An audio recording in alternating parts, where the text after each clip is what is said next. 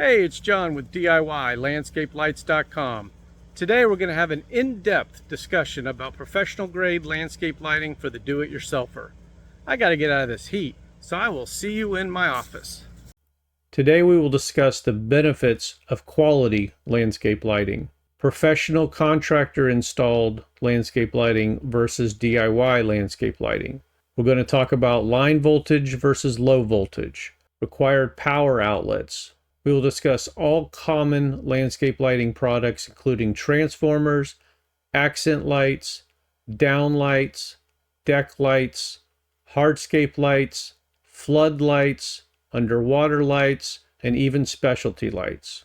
We'll talk about the accessories you need for mounting to a tree or a gutter. We will show you the tools you need. We will talk about wiring in detail, including types of wire, types of connectors, and we'll even demonstrate how to connect a fixture properly.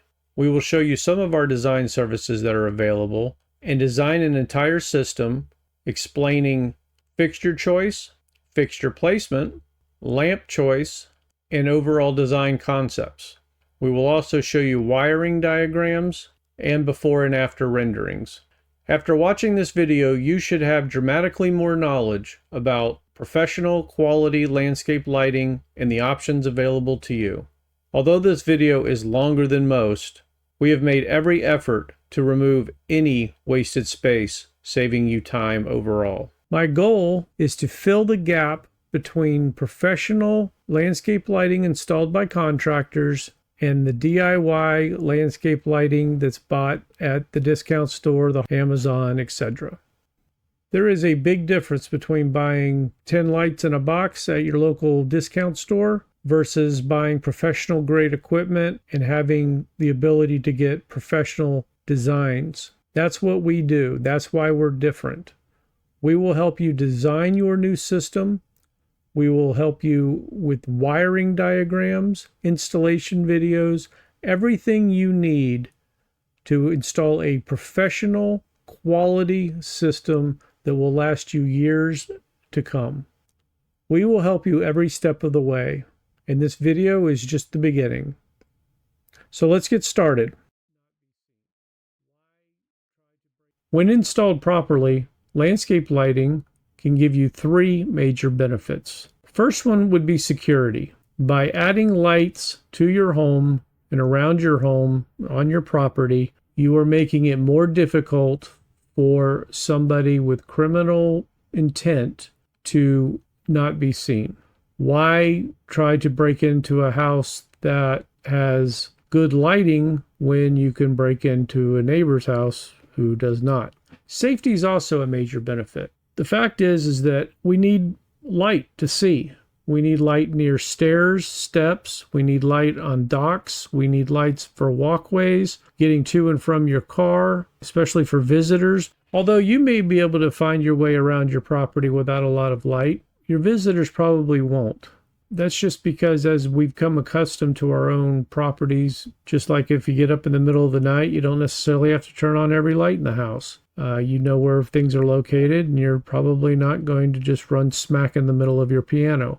However, when people are visiting, or the darker it gets, depending on the moon and that type of thing, the season, having dark sidewalks, dark walkways, dark driveways, dark steps can be very, very dangerous, especially as we age.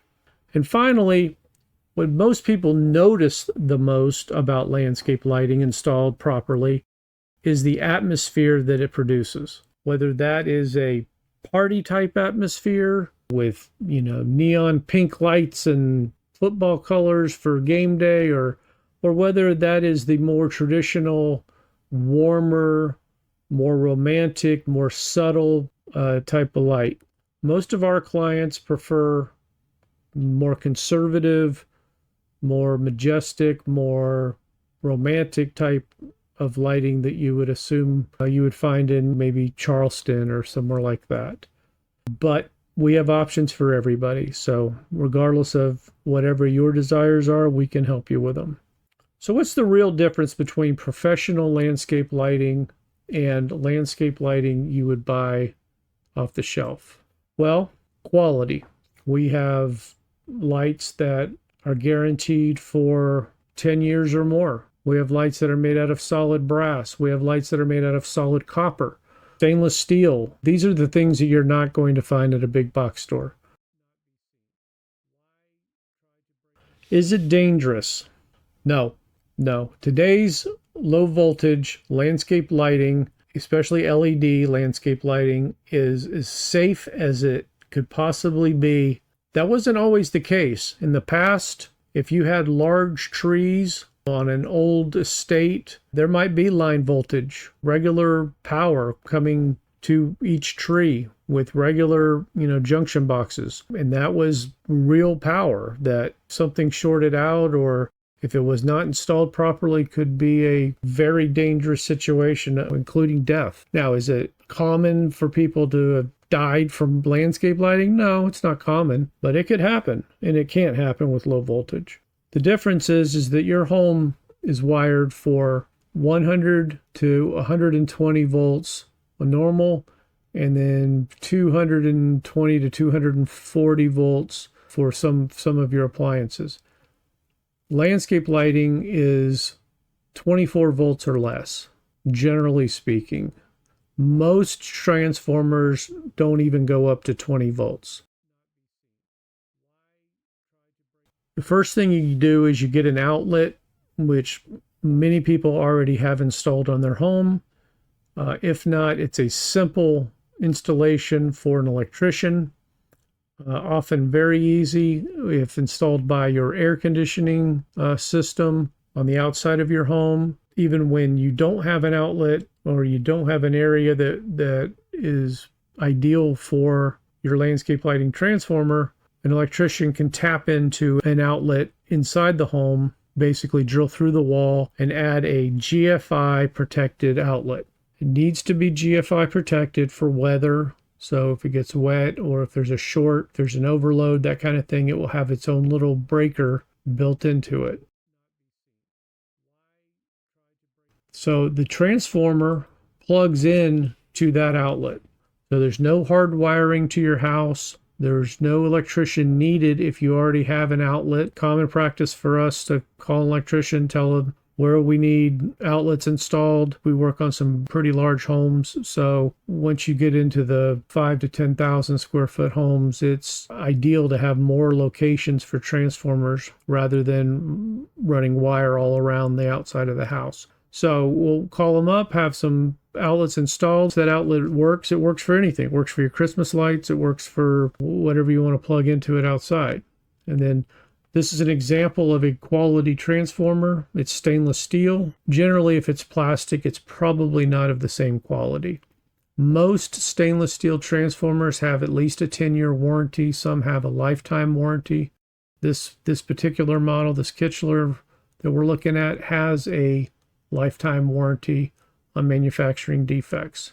So the reason that it's not dangerous is because it's converting that 110 coming out of that outlet into that transformer, and then out of that transformer will come an average of 13 to 14 volts. This is called a multi-tap transformer.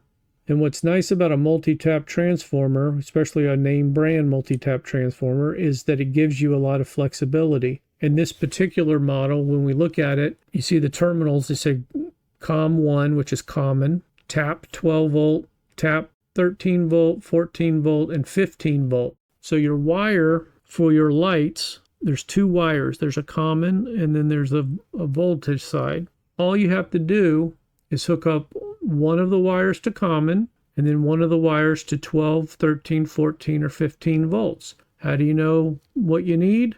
The longer the distance and the more fixtures you have on the line, the more voltage you need. However, landscape lighting is dramatically more forgiving and easier to install now than it has ever been before due to LED technology. In the old days, if you had a giant oak tree, we would hook up, say, 2, 3, 4 fixtures, and they would be 50 to 75 watts apiece. Well, now, those same 3 or 4 fixtures are 7 watts apiece, maybe 10 watts apiece, maybe 12 watts apiece, just depending on what you need.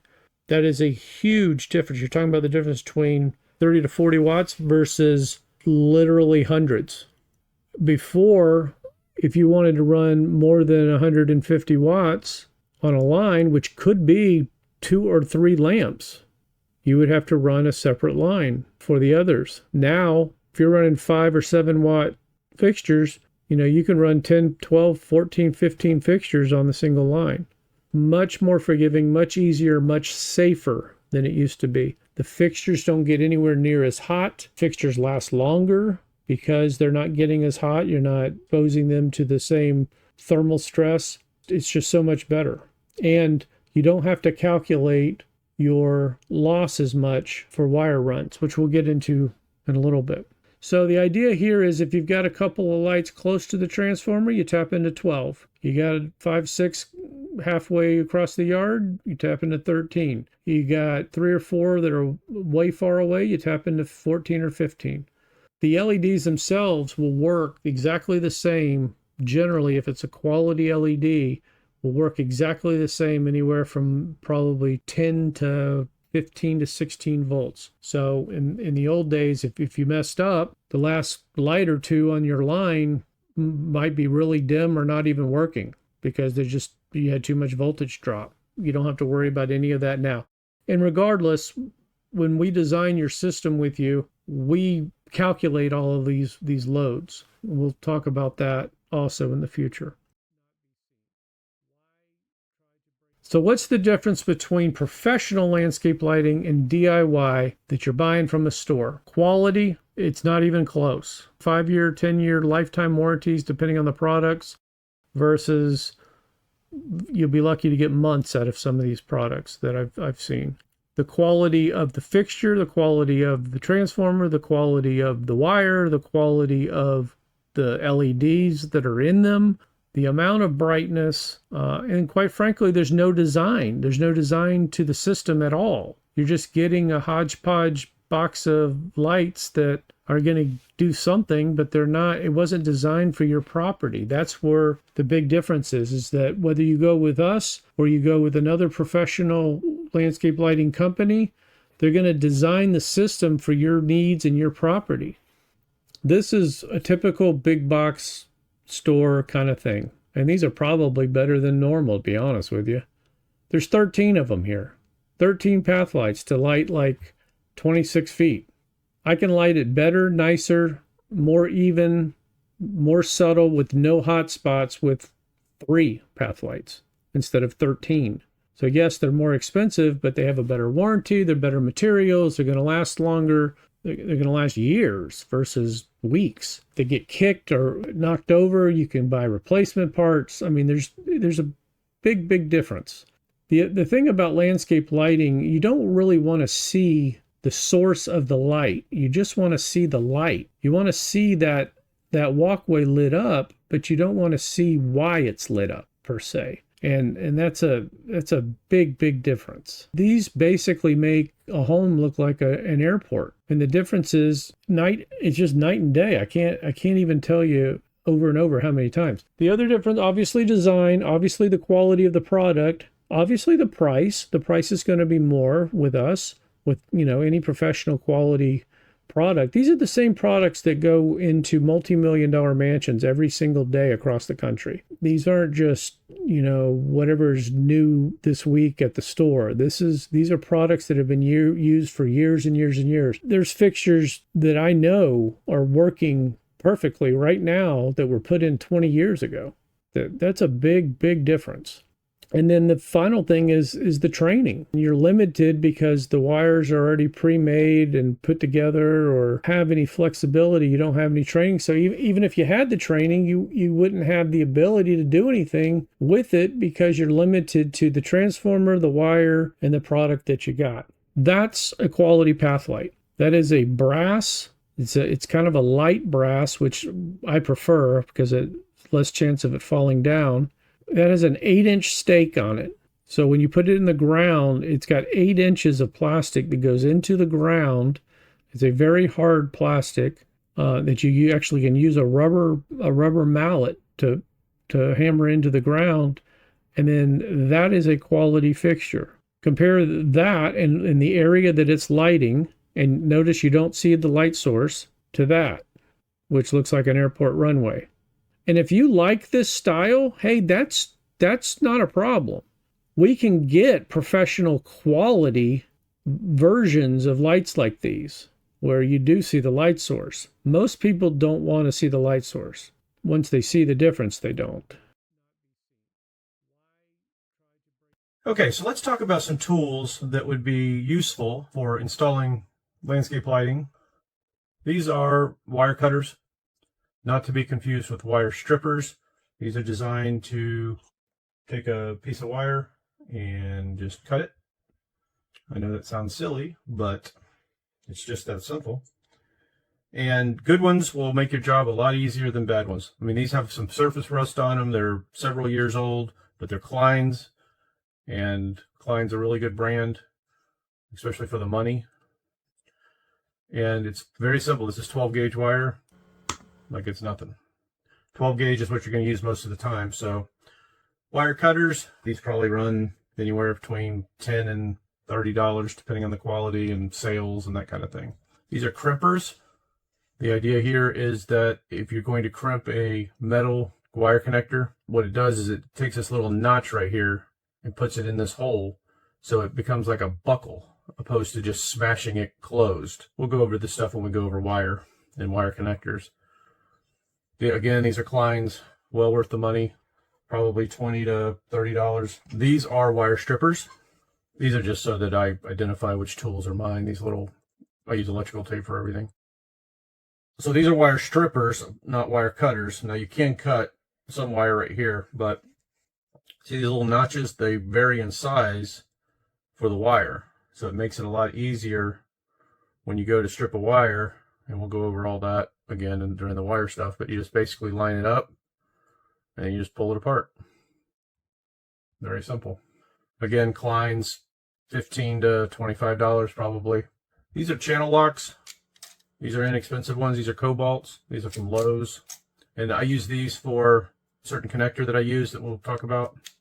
And obviously, if you've got some pipe, PVC, whatever, most people have some kind of channel locks. If not, you can get these like on a Black Friday type sale for $10 probably, or maybe $20 for 3 sizes, that kind of thing.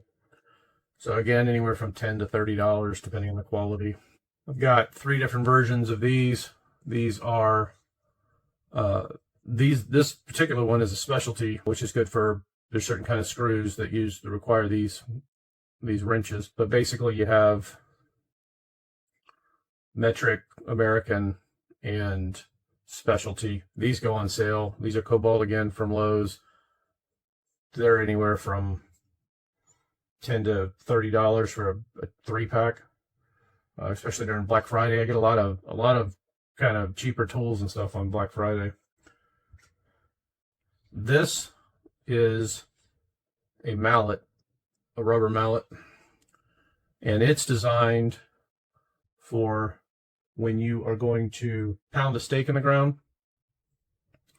So you would just take it, hit the top of it until the stake is flush into the ground. And the idea is that this is rubber, and then it's got a large surface area. If you just try to use a regular hammer, you're going to break the top of this off. And then, of course, you've got screwdrivers. Pretty cut and dry. You need Phillips and flathead. Those are going to be used for adjusting fixtures and on some transformers, tightening down the wire terminals. This is a plastic hand shovel. It's great for just digging up stuff when you're on your hands and knees. You can use this to kind of loosen up the soil for driving in a stake if you need to, or digging a small little trench in a flower bed, that kind of thing. These go on sale for $5, $6, $7. This is a Fixtures, which is a name brand. It's plastic, so it's not going to rust, which is nice. I do have metal ones also, but these do the job 99% of the time. These are pipe cutters. This is just a cheap no-name brand. I've got about 10 pairs of these. And they're ideal for cutting pipe. And the idea is that it's got a ratchet system on it. So once it grabs a hold there, then you got about 2 or 3 more squeezes and it just cuts a little bit at a time until it cuts through. So you can use this for obviously cutting PVC, which can be used for fixture risers, or even cutting tree branches or bamboo. And then of course your basic tape measure, which I'm sure most homeowners have if you're taking on a project like this. $10 to $30 depending on the quality. Again, these go on sale all the time, Black Friday, etc. Then you need a soldering iron if you're going to solder. Most people do not solder. Rarely do I solder anymore, but if there's ever a case, if you got really short wires, then what you do is you could, solder those wires together or solder a lead on so you could have some length in the future. Multimeter. This is a very basic multimeter. We deal in volts AC. A lot of people assume that low voltage is DC, and it's not. Now, some of the bulbs and stuff will still work on DC, but transformers 99.9% of the time are going to give you an AC output. So instead of 120 in your house, you're going to have 12 or 13 or 14 or 15 in your transformer. This just tells you, hey, fixture at the end of the line is not working. Do I have power? This is an example of a DC version. I'm just going to use a battery here. You just hook up both wires and it will tell you the voltage. This is 1.58 volts on a 1.5 lithium battery, which they start out about 1.75, something like that. So in our case, we're going to put it on volts AC. We can check the transformer. So you put this in common. You put this in 12 volts, 13 volts, 14 volts, 15 volts if you have a multi-tap transformer.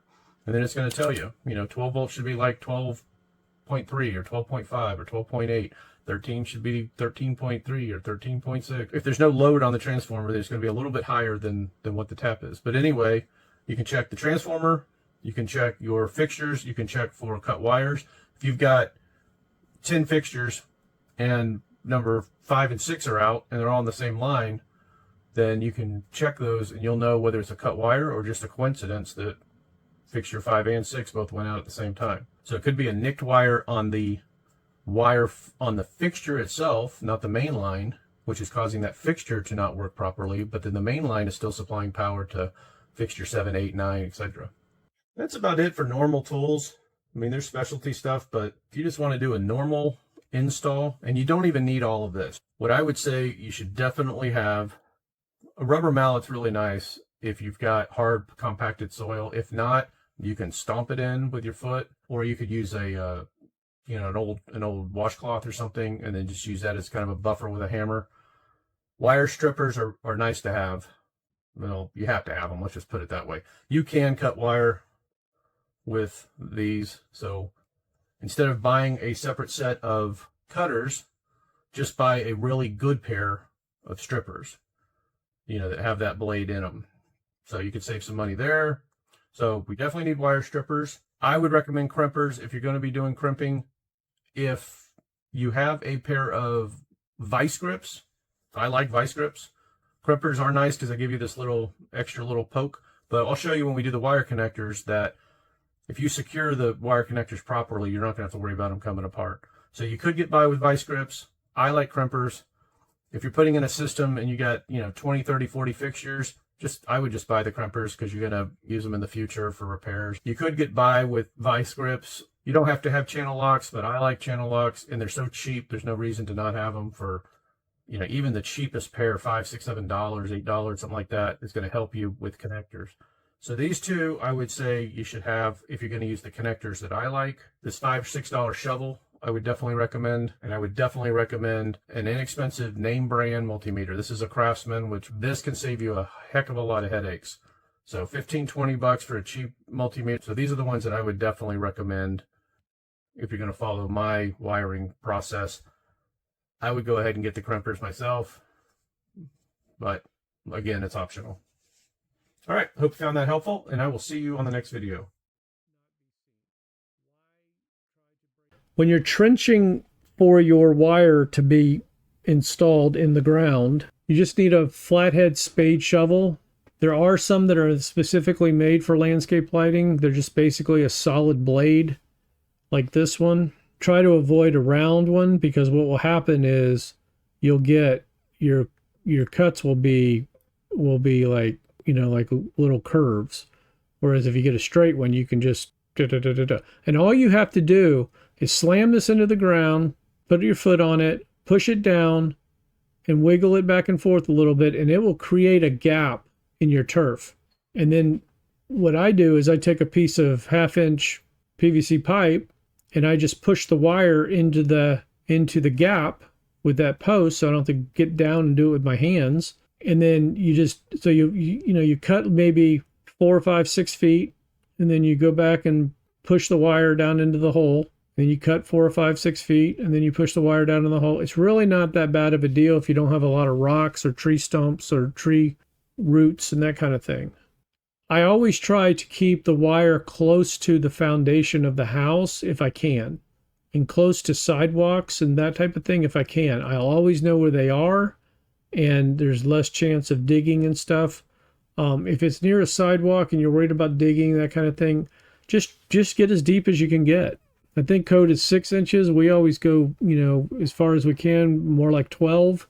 You do not have to use conduit. You do not have to do anything special. You literally, it's low voltage. You can just push it into the ground.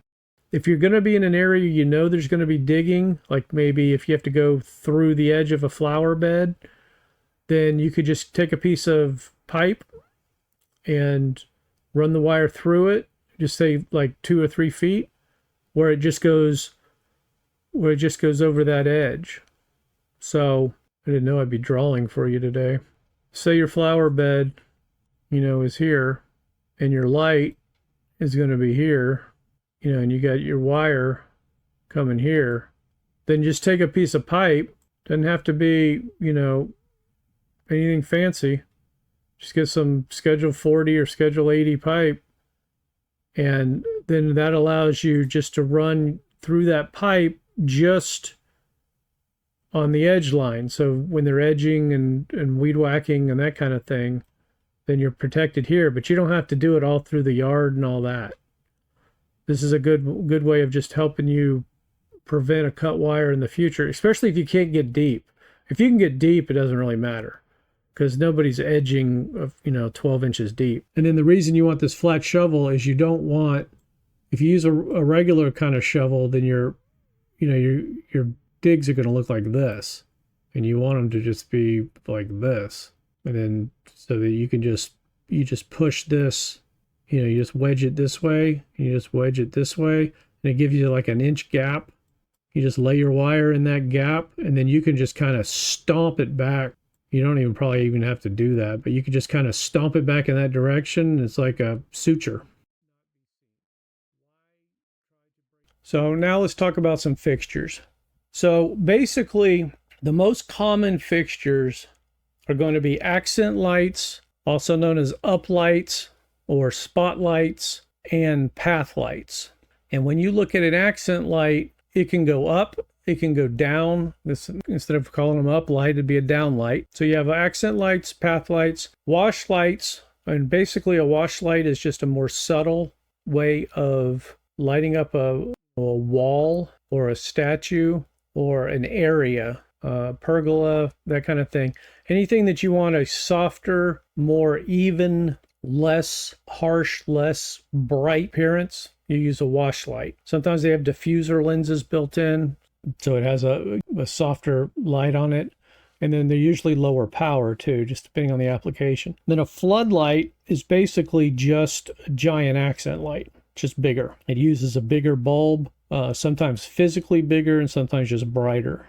You got deck lights. Deck lights are going to be like on a dock or on a porch, that type of thing. You can put them on posts, and they just shine down near steps or near the edge of a structure to make sure you don't trip or fall off the edge. Hardscape lights go up underneath like wall caps or brick areas, bars, anything like that where you want light below, but you need to mount it like up underneath a ledge. Underwater lights are exactly what they say.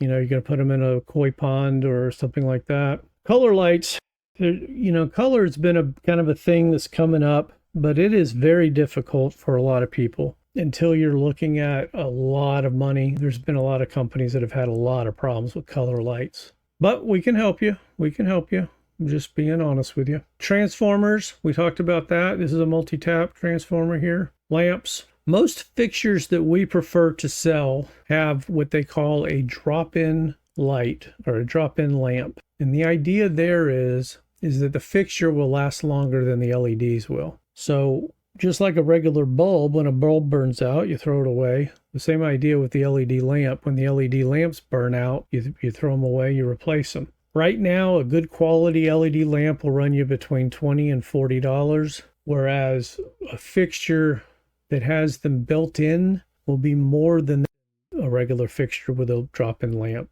So in other words, if a regular fixture is $100 and the lamp is, say, $30, that's $130. Most of the integrateds are going to be more expensive than that. And then if the LED goes bad, then the whole fixture has to be replaced. Wire is very, very important.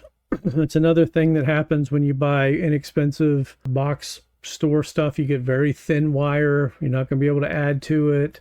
You're going to get a very small transformer. You're not going to be able to add to it. When you're looking at wire, first of all, you need to make sure it's literally rated for landscape lighting. It actually should say it right on the wire. Direct burial landscape lighting wire. Because it's low voltage, you do not have to put it in conduit. So you can literally bury it right into the ground. We'll talk about that later, but it couldn't be easier as far as from a technical standpoint. You literally just want to get it, 6 to 12 inches deep. And most of the time that's just taking a shovel, sticking it in the ground, rocking it back and forth, making a slit and shoving the wire down there with a pipe, and then letting the ground come back together, and you're done. You don't have to dig a trench like you do with irrigation. And then the accessories, we'll walk you through everything you need on your system. So risers for the fixtures to get them up above the ground cover. If you need to mount something on a tree or on a wall, if you want a gutter mount to mount something in a gutter, to light up a second story dormer or something like that, all of that stuff. We'll talk about all of that. So let's go talk about different kinds of fixtures. This is an accent light, otherwise known as an uplight, otherwise known as a spotlight. This is basically the workhorse of landscape lighting. This particular one we're looking at is brass. It's that same light brass we talked about in the path light, and it has a replaceable lamp, which is nice. This unit has a 10-year warranty, as an example. I mean, you could take it and throw it on the ground. You might break the bulb, but you're not going to break the fixture. I mean, you're just not. If it gets kicked, the dog hits it, kids kick it with a soccer ball, you'll break the stake, but you can buy a new stake, screw it on, you're good to go. You may have to put the new bulb, put a new bulb in it, or you may have to just reseat the bulb back into its socket, but it's a very tough, very high quality fixture, and I've been dealing with this model for more than 20 years. So it's really a nice unit. This is an example of what an uplight or an accent light will do. There's 8 or 9 accent lights on between the bamboo and the birds of paradise. So there's 4 or 5 going down the right side, and I think there's 4 in the back of the pool going for the birds of paradise. And then between the accents are path lights, and those path lights actually shine through the screen. There's hard to see, but there's flowers and stuff. There's crotons and azuras underneath those path lights, which you can't see in this angle because you're going through the screen of the pool. But so that's enough light to light the walkway without having to light the pool up. And obviously it does an amazing job on bamboo birds. And those birds are pretty tall. That bamboo is pretty tall. Those are 10 or 12, 14, 15 feet tall. So it can do anything. It can light up, walls. It can light up trees. It can light up foliage. Bamboo is basically a grass. It can light up just about anything. And that all depends on the design and what lamp you're putting in it. So here's an example of our most common accent lights. This is your budget-friendly, good quality. It's brass, and brass is good. Brass is heavy, so it has the ability to last a very, very long time. The only thing with brass is this: the taller it gets, the harder it is to keep it straight because it has a tendency to lean. But if most of your fixtures are going to be right near the ground, you'll break your lawnmower before you'll break this fixture. The next one over to the right is also brass, but it's a different kind of brass, a fantastic fixture. And it also has a 10-year warranty. Next to it is an aluminum zinc alloy fixture. We've put in a ton of these. They are fantastic. They last forever. And unlike most non-brass fixtures, their color, their paint, whatever you want to call it, doesn't seem to come off. We've had them in the ground for years and years and years, and it definitely holds up better than any other non-brass fixture that I know of.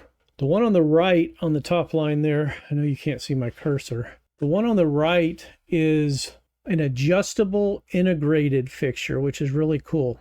So what it does is instead of replacing the bulb, it has LEDs built into it, so you don't have to buy a bulb. So if you look at the one to the left, now it's $100, and then say 30 or 40 for a bulb, so you're at $130, $140. This one's $170 to $200, depending on which version you get. But it doesn't have the limitations that any other fixture has. And what I mean by that is it's adjustable for the output.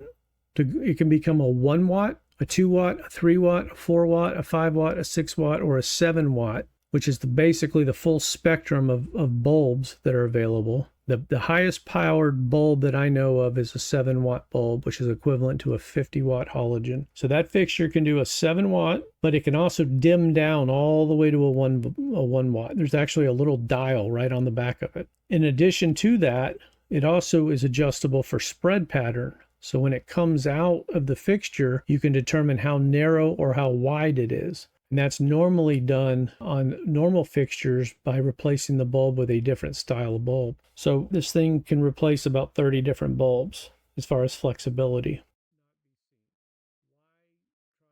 Okay, welcome back. Let's talk about fixtures.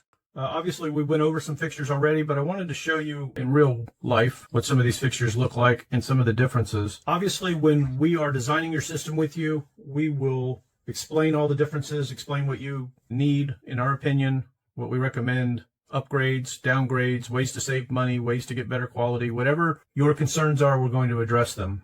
The fixtures that we sell are all professional grade fixtures. We're not walking into a hardware store buying a bunch of stuff in a cart and then reselling it on the internet. That's not what we do. We're selling the same fixtures that we've installed, the same fixtures that are being installed all over the country every day. So here's a couple of differences. So this fixture is a great fixture. It's been around a long time. I've got over 20 years of experience using this fixture. This is a very lightweight version. This is aluminum. You know, some people criticize aluminum, but it depends on the environment you're in. It depends on the application. These have a 5-year warranty, so it's not the same as some cheapo that you're going to buy at a discount store. But the same fixture also comes in a lightweight brass, which is nice. Brass is talked about a lot. Some people think if it's not made out of brass, it's not any good, and that's not accurate. There are plenty of expensive fixtures that are high-quality fixtures that are not brass, and there's plenty of cheap brass fixtures that are complete junk. So don't get on the brass kick, get on the individual fixture kick when we're talking about quality, warranties, etc. Now, in this version, the aluminum has a 5-year warranty, but the brass does have a 10-year warranty. I like the brass version as well. It just depends on the application. For example, if you're going to put it on a riser, and the riser's 3 feet tall, you don't want a heavy fixture at the top. It's going to be top heavy and a lot easier for it to fall down. So this particular fixture is small, probably 6 inches from the cowl, and then it has a screw here that comes out that keeps on the cowl, the cover, and then it also has 2 O-rings right here, so you can see those, and it has a glass lens. So when we're using these fixtures, we're going to take an MR16, and it has these clips. Now, not all of them have clips. Some of them don't have clips. It doesn't matter from a performance standpoint, but it does matter from a knocking the bulb out of the fixture standpoint. So this just snaps. It snaps right in here. You just line the 2 pins up. The lights themselves have a little groove on the side that it holds on to. And then you just put the cowl back on, just line it up. Doesn't have to be perfect.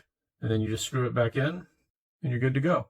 And then what you do out in the field is you would take a screwdriver and you just loosen this up. Then you can adjust it any way you want. And then if you look, it has little teeth. So once those teeth lock into a position, then it stops the head from just falling, as it gets older or if the screw's not tight enough.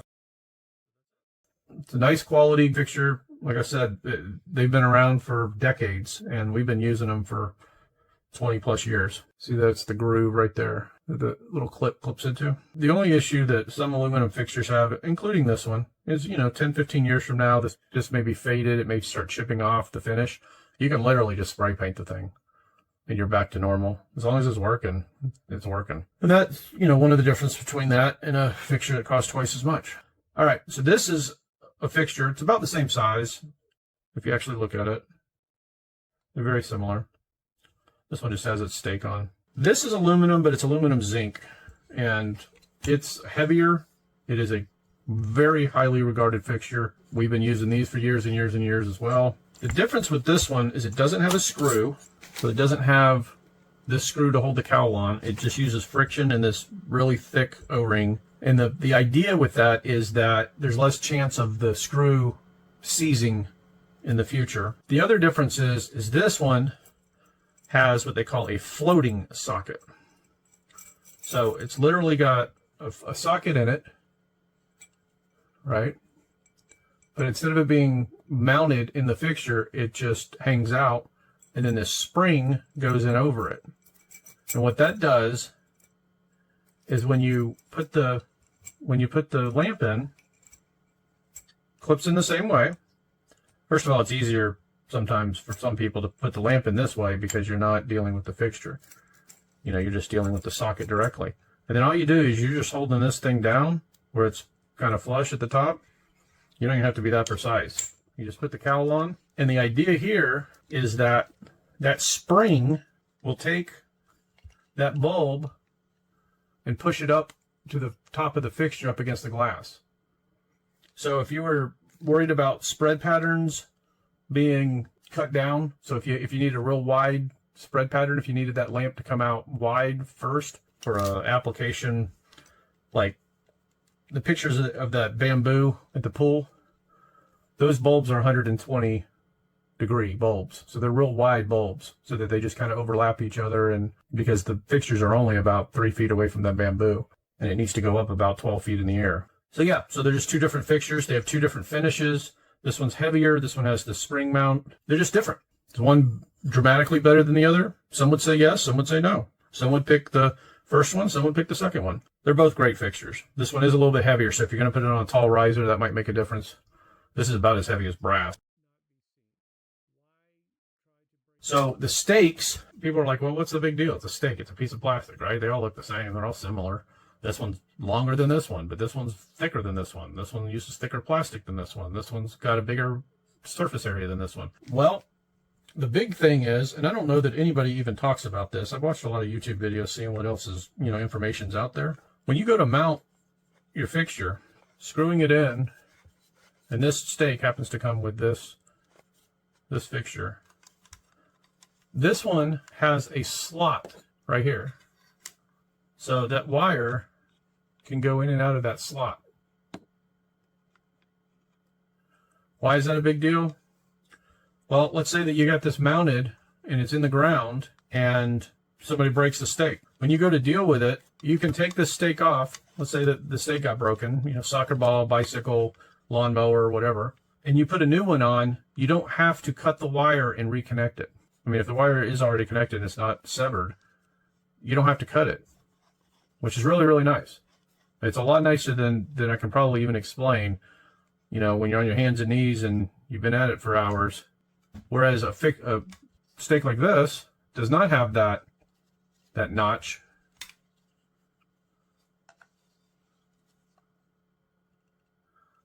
So what it does is you've got to run the wire through the threaded area and then you screw it on. No big deal when you're installing it. But then when the stake breaks, now you've got to cut the wire and pull it out, replace the stake, put a new one on, and then reattach the wire, because there's no way to get this wire out of the stake. These stakes are a little bit more expensive, but they come with this fixture. These stakes are cheap, and they come with cheaper fixtures. And there are good fixtures that come with stakes like this, but when I have a choice, I'm definitely going with the slot. This one has it too. See that there's slots right here. Now, when you're dealing with fixtures, you can't always just put them in a stake and then just put it in the ground.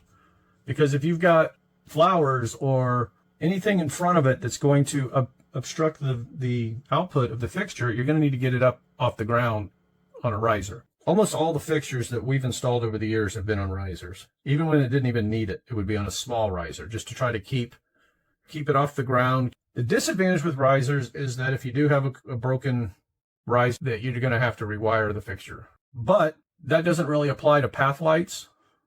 So all your path lights can go on stakes like this, because you're never going to put a path light on a riser. If you need a tall path light, you're going to order a special order custom stem path light, and we can get them in different heights, but you're not generally going to put a riser on a path light, whereas you'll put them on an accent light. You have three basic choices with risers. You can buy them made out of the same material that your fixture is. If you have a brass fixture, you can order a brass riser, like a 12-inch or an 18-inch or a 24-inch. But they can get expensive. They can be as much as the fixture itself, depending on how high it is and the brand and that type of thing. The other problem is you're getting a really heavy fixture. And the heavier that fixture is, the harder it needs to be anchored into the ground. And that's not always easy, especially when you have, if you're running a 24-inch tall fixture and you've got 8-inch stake and sand and your fixture weighs, 3 or 4 pounds, it's pretty easy for it just to tip over or get knocked over. So what we did is, for most of our installations, is we use PVC. Thick, Schedule 40, half-inch PVC. So what you do is you take your fixture, you take your stake, you take your riser, you can make it whatever size you want. This is where your pipe cutters come in, or a saw. You could just buy a $7 cheap hacksaw if you don't have one. These are only like $15 on Amazon, these cheap pipe cutters, and they're fine. When they're not fine, you throw them away, you buy new ones, but you'll never go through more than one pair. And then you can just cut it down to whatever size you need to overcome whatever obstacle there is. So you take this, you paint it. This one's already painted, it's a used one. You can put it together first before you paint it if you want. And all you're going to do is, instead of screwing this straight in to the stake, you're going to put this adapter on. So it's half-inch threaded, half-inch slip. That's what they call it. Slips onto pipe. So your threads first. So instead of it getting threaded into the stake, it gets threaded into this adapter. Then this standard Schedule 40 irrigation pipe goes in here. And then this is the opposite of this. So this screws into the stake, and then so this goes on the end of the pipe, and then now this stake screws on to that adapter. So now you have a longer fixture that can go in front of a flower bed or ground cover or whatever. And of course, this fixture could be 3 inches long or 36 inches long, whatever you want. You just cut it down. As long as the pipe's thick enough, it's not going to flex or anything. It's fine.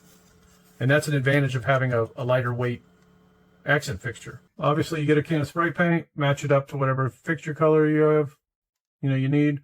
Spray it. So that's the most common practice that we've done over the years. The other way to do it is same idea, just a little bit different. And what that is just buying irrigation risers. So these, they're a little bit thinner, but they're not going to bend or anything. And instead of having 2 adapters at the top and the bottom, all you need is 1, because what's going to happen is they've already got the threads on them, and you might be able to find them already with male to female, but this is a male to male. So you just need one of these with threads on the inside of both sides, and then that would go here. And like I said, you can get them whatever size you want. So if you just need a small, small riser or whatever. So you have one less buckle. It just depends. Depends on what you need. The advantage with this is consistency. You don't have to cut anything. They come in all different sizes, so you could have 6-inch, 12-inch, 18-inch, whatever, already available. Pre-paint them, and they're good to go. So those are 3 normal options for risers. You don't have to put a riser on every fixture, but a lot of times it does make it a better system. If there's anything obstruction-wise in front of the fixture. And I've seen tons and tons of jobs where these fixtures are just stuck right in the ground and they really shouldn't be. Matter of fact, a lot of guys, because it's a little bit more time consuming and takes a little bit more material, a lot of times guys will not use risers. They'll move the fixture somewhere else, even if it's not the right location, even if it's not ideal. It's a lot easier. Take this, slide it in here, screw it in, stick it in the ground, be done, than it is to go through all, making a riser, making sure it's the right height. I understand both sides of it, but if you're going to go through the effort, another 10% gets you a better result. And I don't mean 10% of the price, I mean 10% of the effort. This is a downlight. So this is basically the same light pointed down. Now, I know that sounds silly, but it is a little different because it has basically the same accent light, but it has no glass on the front. So in case there gets water in it, the water will seep out the front.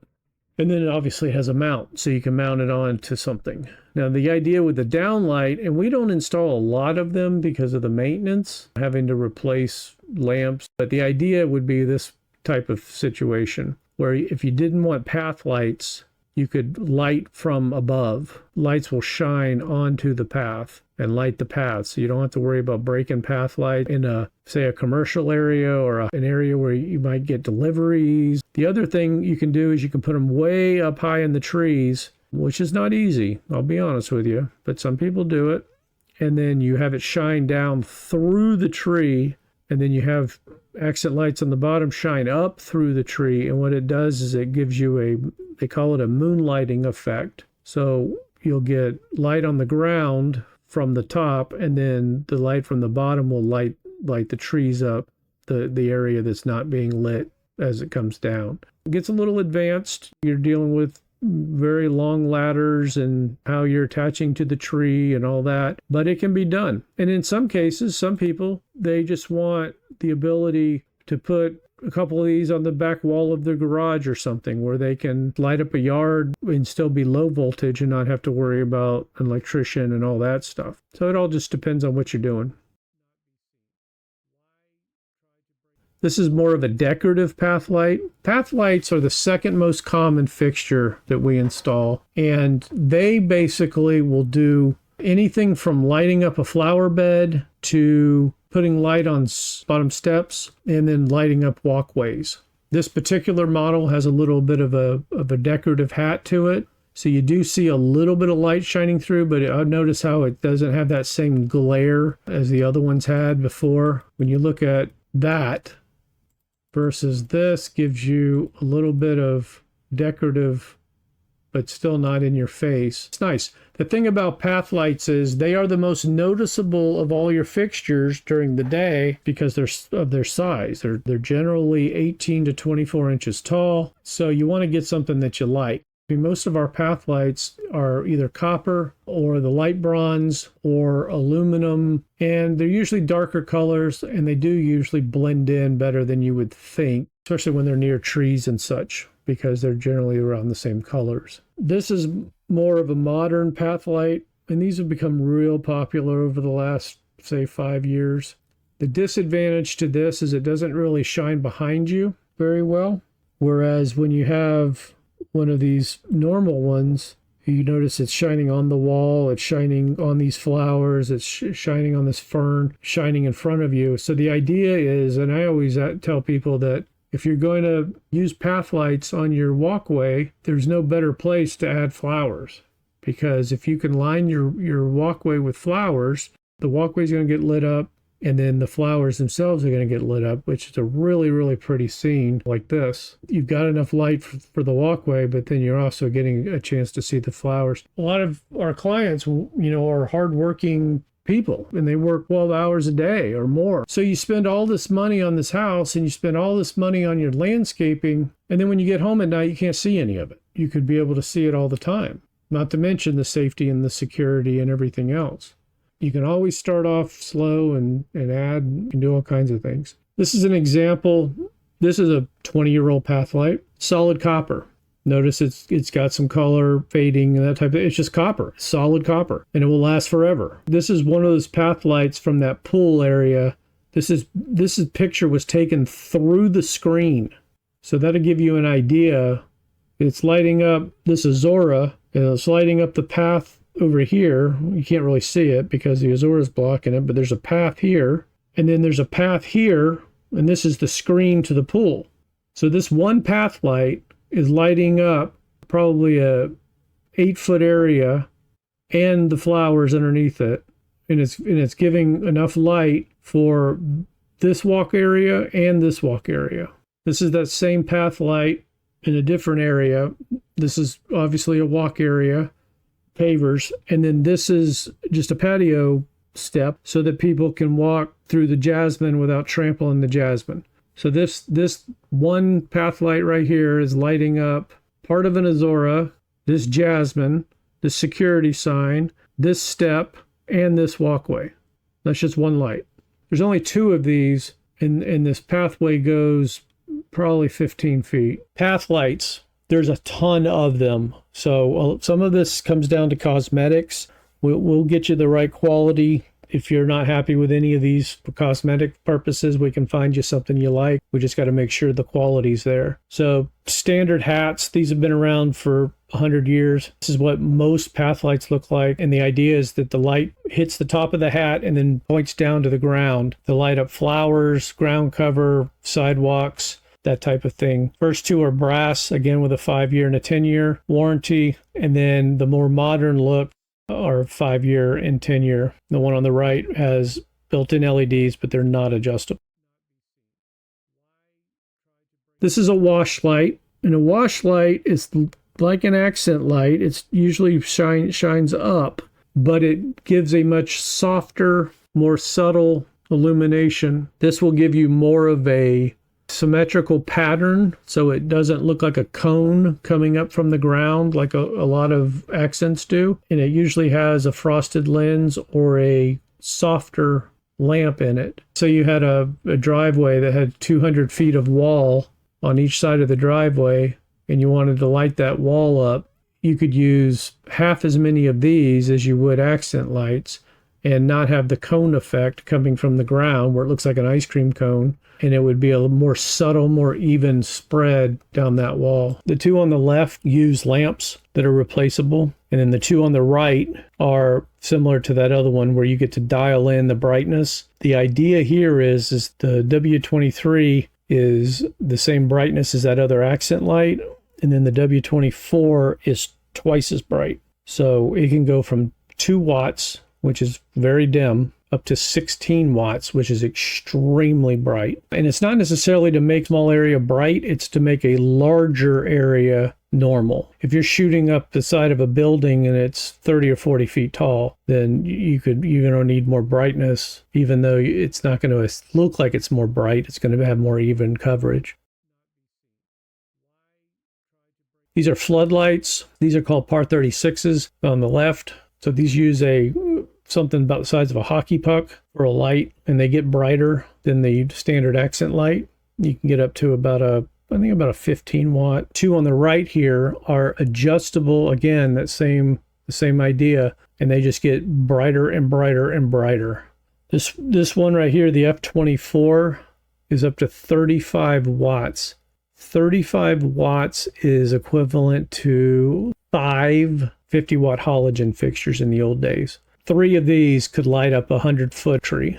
They're amazing, but they're obviously pricey. If you've got a commercial application or just a beautiful property with some huge features, huge trees, we rarely install these.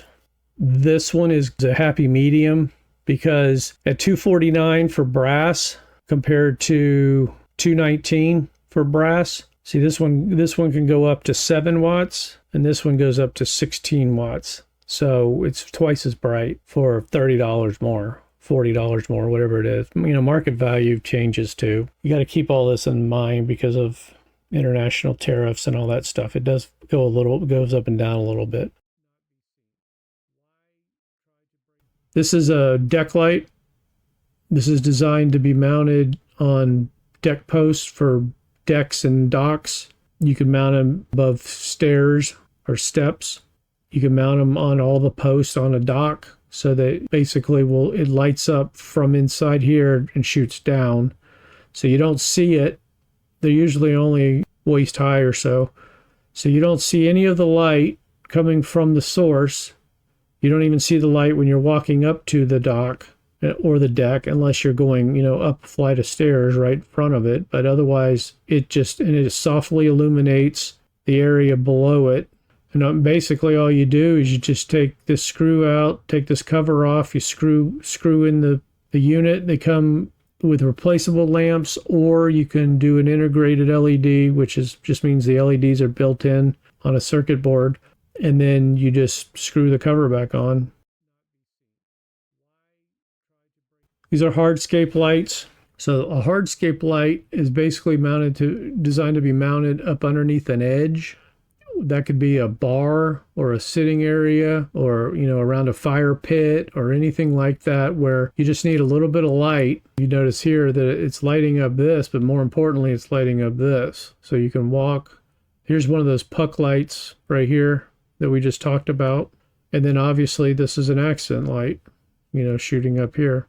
So this is how this all comes together. Everything has its own function. More hardscape lights instead of wood. This is on stone. So basically you just mount it up underneath this cap. And then depending on the quality and the version that you get, some of them, even when these caps are glued back down and everything, some of them are replaceable without having to take the cap back off again. So they actually unscrew from the bracket that they're on. This is an example of when you don't have enough distance. If you put an accent light in here, put one right here, it would just give you like a cone like this. And if you put a wash light in here, it would be a lot more like this, but it would just be kind of a lot going on because you can't get back far enough from that wall. So these just give you subtle light. Handrails on stairs is a good application. This is a water light. They're heavy, usually brass, and they're waterproof. So they go into fountains and ponds, that kind of thing. Basically just unscrew this to replace the lamp. And they're real heavy, so they're weighted down to the bottom of whatever you're putting them in. And they have a different kind of cable that obviously makes them waterproof. And then you just use this to adjust the angle. So you can put it under a waterfall or have it shoot straight in front, or however you want to do it. There's an example, obviously a waterfall. These are specialty type lights. This is a hang light. So this would go under a pergola, something like that, outdoor dining, anywhere where you want low voltage. So there's a light inside here, which is going to shine down onto a table or walk area or whatever you want. And then each one of these little holes will also light up just to give it a little bit of flavor. And then you can get them without the holes also. So basically it's an accent light with holes in it that's aimed down. It's a down light. This is another specialty light. It's basically a tiki torch, which is cool. So you put tiki fuel in here, light it up, and you got the cap. And then there's a light also in the bottom of it. So in the bottom of this cone is a light. So you have light shining down here, and then you also have a regular tiki torch. So just depending if you're having a party or something like that, you can light the torches. If you're not, then you just still have the benefit of the light, however you want to do it. We call these specialty lights because you don't sell them every day, but when you want something like that, they're neat to have. These are just different examples of different things you may or may not need. We discussed most of them. These are risers. So these are when you want to get one of these or one of these up off the ground. Say you have ground cover, you have jasmine foot tall, then you could get an 18-inch riser and then put this on it so that it's not stuck in the jasmine. They come in different sizes. We generally make our own out of PVC and then paint them. That way we can make them whatever size we want. And then obviously the transformer. This is an up and down light.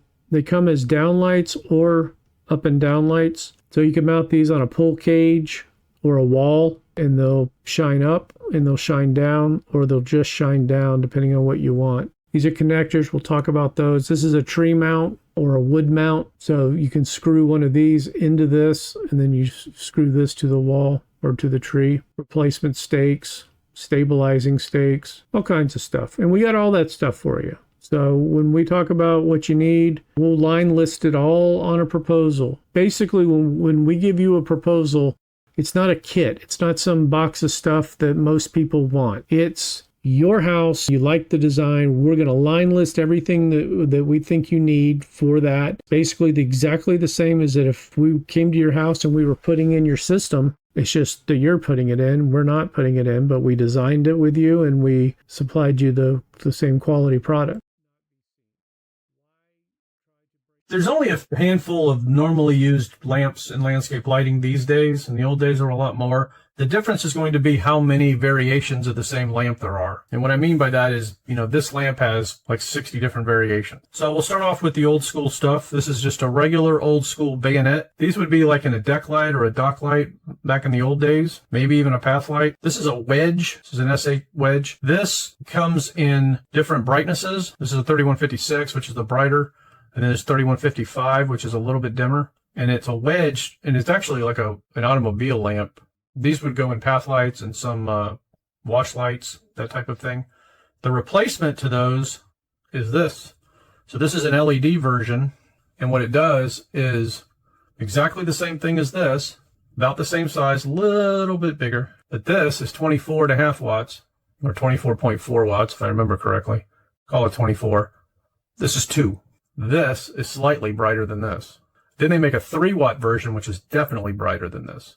So the advantage there is, instead of using 24 watts, you're using 2 or 3. This is another version, basically, of this lamp, but in a different base. This is called a bipen. This fits in most path lights these days. If it takes a replaceable lamp, this is usually what it is. And the same idea. This is just as bright as this is, in the same 2 or 3 watts. This is an old school MR16. We still have some. I don't know what we're going to do with them, but this particular one is 50 watts. And if you grabbed a fixture while this was in it, you're going to burn your hand. You could literally blister your hand. Those fixtures would get so hot. This is what replaced it. You could get this. This is a 7 watt.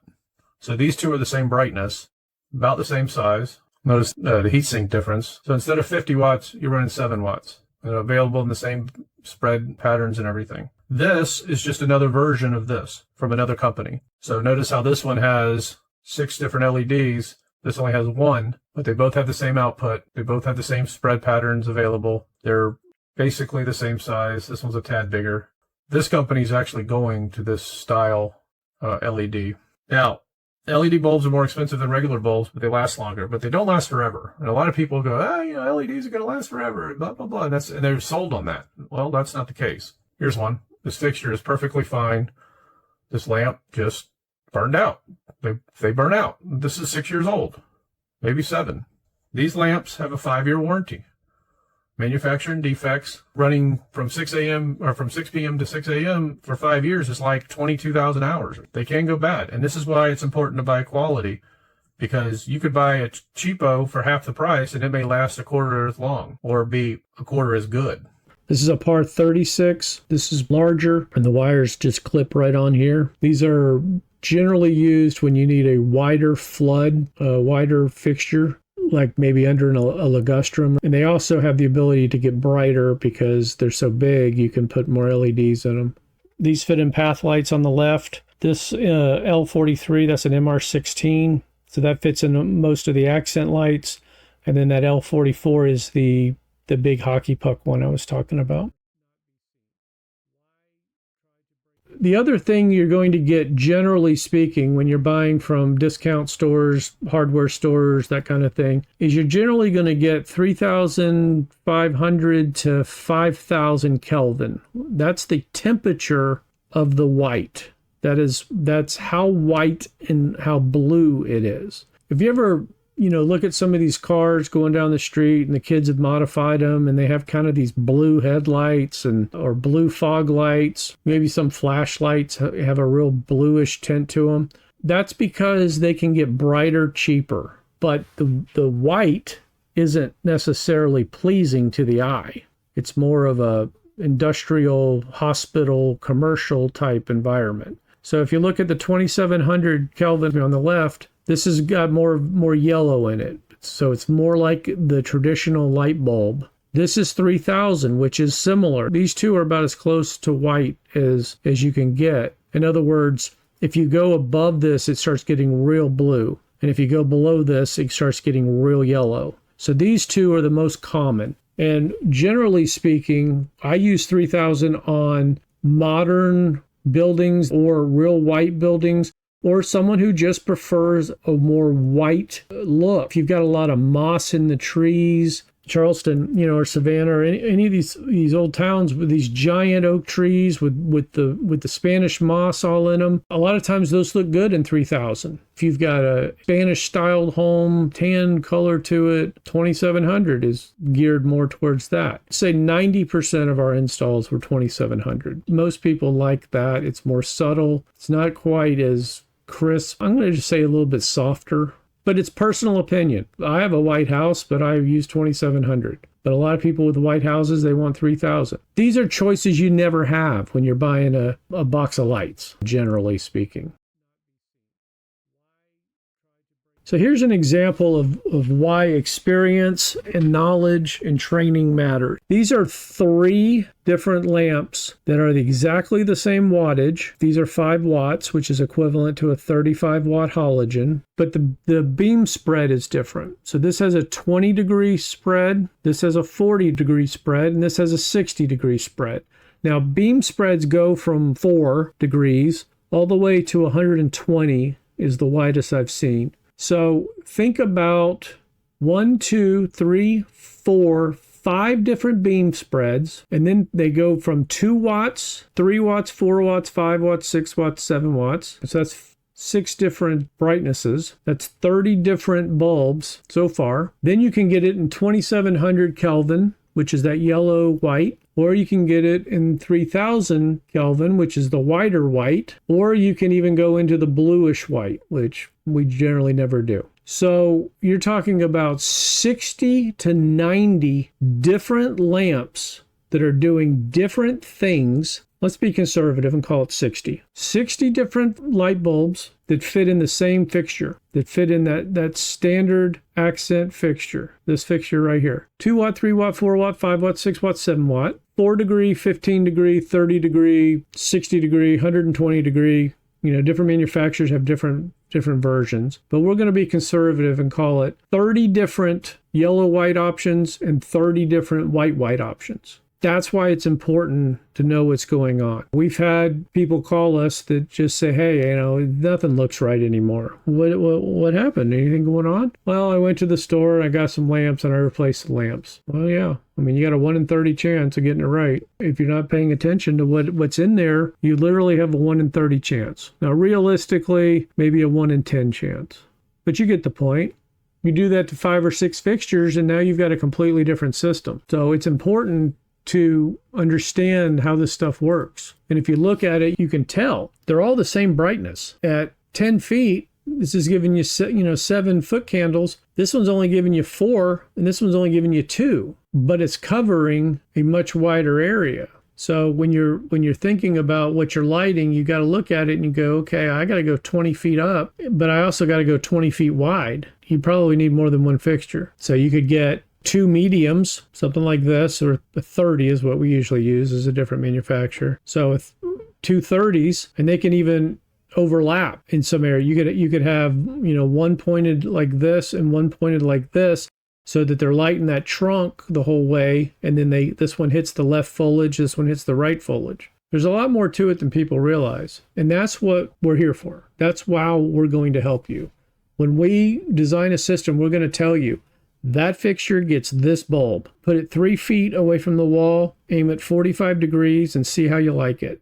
And then you can, move it around from there. Because a lot of this is just trial and error. You get it in the right area, and then you tweak it a little bit. Huge difference when you tweak stuff. Accents light up trees. They can light up the side of a building, but they're going to have that cone effect that a wash light won't necessarily have. And then they can be used as downlights. I would say 50 to 75% of most lights on most jobs are accent lights or up lights. And then path lights do the paths in garden beds. They don't always have to be on a path. Sticking them in a nice annual bed lights up flowers really, really nice. And then washes are not used as much, but when they're needed, because they have a very specific job. And then floodlights a lot of times can be replaced by multiple accent lights. So a lot of times you don't need something to go super high, but you may have an oak tree that's 50 feet tall, but it's also 50 feet wide. So instead of having 1 or 2 giant fixtures, you might have 6 little fixtures. Spread patterns on a normal lamp, give you an example. This lamp right here, the L43, that lamp comes in a 4 degree, a 15 degree, a 30 degree, a 60 degree, and a 120 degree. And that's basically how wide that comes out of the lens. Obviously, the wider it is, the shorter the throw will be, going like up a wall or up a tree. So you got to find that fine line of lighting up as much as you need at the bottom, but then going as high as you want.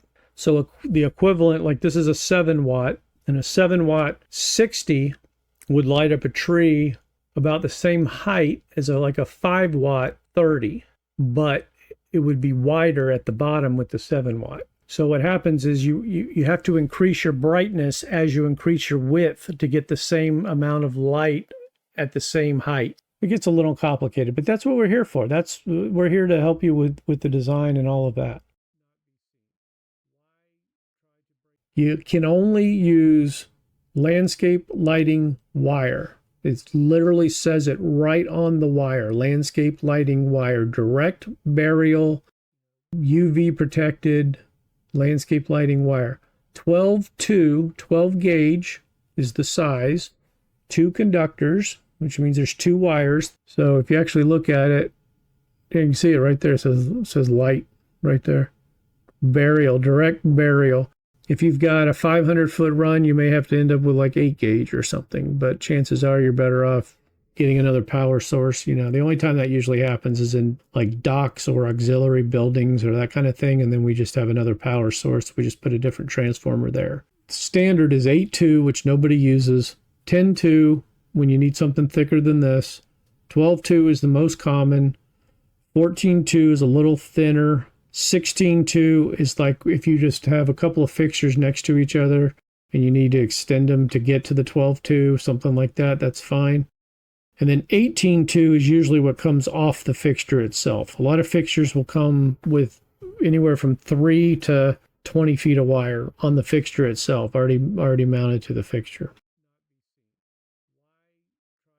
This is an idea of what you have to pay attention to, which you won't really have to because we're going to help you with all that. The old rule was always 100 feet or 100 watts for us, and we were always very conservative. And it's still kind of the same. So here's your feet, 100 feet, and then you go over here, and here's your watts, and you go to 100 watts, and you go down to, and it's 12 gauge. So it tells you what wire you should be using.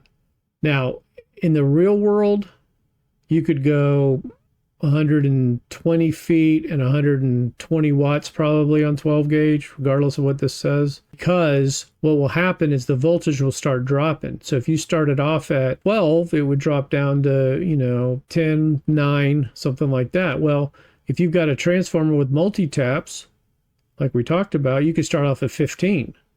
If you start off at 15, and then you drop down to 11, then you're fine in this whole area. All this area, you're fine.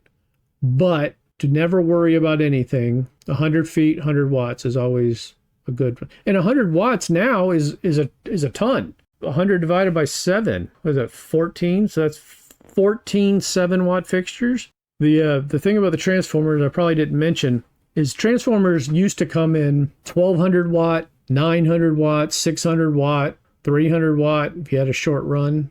We had customers at my old company customers had 6, 7, 8 transformers because you'd have thousands because every bulb was 35 watts or 50 watts and the big ones were 75 watts apiece. Now they're 5 watts and 7 watts and 12 watts for some giant fixture or 15 watts. So it's a huge, huge difference. But what you want to do is you always want to have at least 20 to 25% extra. Because if somebody puts the wrong bulb in or you add later or whatever, you don't have to worry about it. Of watts, so if you've got 100 watts worth of fixtures, you want a 150 watt transformer. If you've got 140 watts worth of fixtures, you want a 300 watt transformer. I mean, that's how they come. And you'll find that the difference between a 150 watt transformer and a 300 watt transformer is like 10 or 20%. It's not the 100% more that you would get in the wattage. So a lot of times, a lot of people just start with a 300 and they never have to worry about anything. Now, when you're doing wiring, you want to do 12 gauge most of the time. Gauges, the smaller the gauge, the thicker the wire. 12 gauge is kind of the standard. It's the standard with us, unless we're doing some kind of a special long distance or color. Some of the color stuff prefers a thicker wire, but 12 gauge is the normal thickness. And rule of thumb for 12 gauge for us, the easiest way to remember it is 100 feet, 100 watts. So if you've got 10 5-watt lamps, 5-watt fixtures, then you're at 50 watts. And as long as that runs not more than 100 feet long, you're well within your need. Now, you can look at a chart, you can do the calculations and all that, but it's just easier to always be thicker than you need, and that way you don't ever have to worry about it. Because down the road, for a professional, we have to worry about people replacing them with higher wattage bulbs and things like that. So by leaving extra capacity on those lines, you can add to them, and you don't have to worry about if somebody replaced all your 3 watters with 7 watters and you were maxed out at 3 watts. Now you just doubled your wattage on everything. That's a problem. Never, ever, please, whether you go with me, you go with another company, do not use connectors like this. I've got nothing against this specific company other than the fact that these connectors are horrible.